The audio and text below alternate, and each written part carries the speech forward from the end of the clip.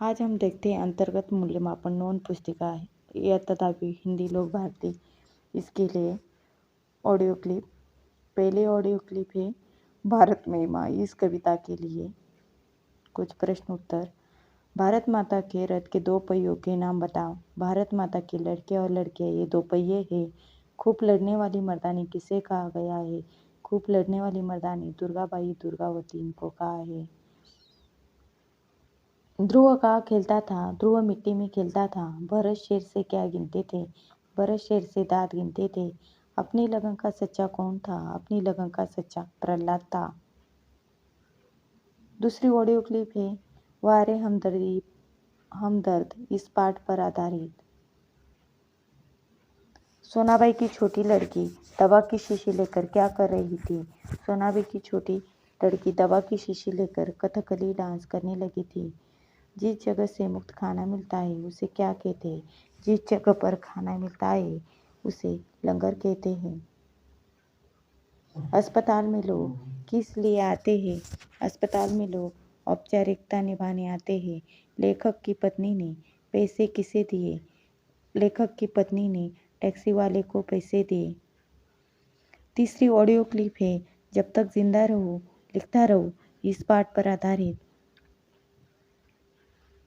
नागर जी के प्रिय लेखक कौन थे?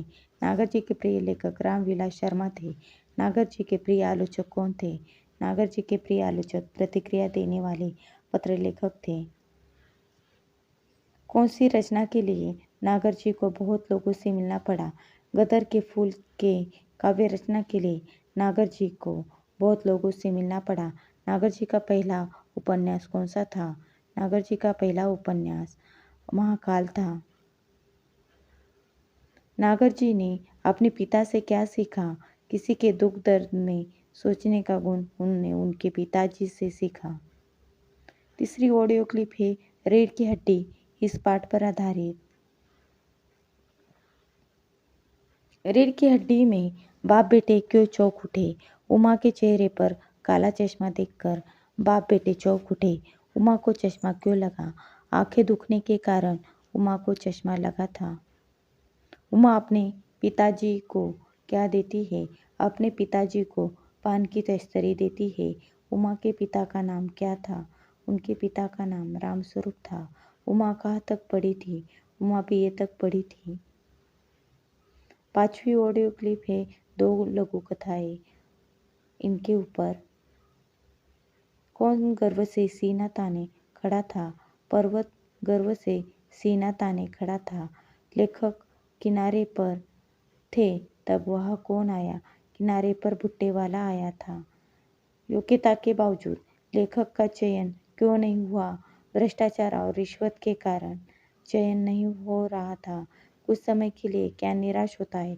कुछ समय के लिए सत्य निराश होता है। समाज का कलंक किसको कहा है?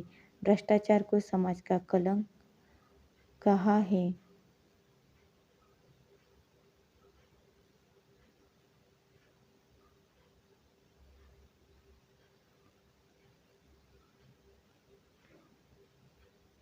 धन्यवाद।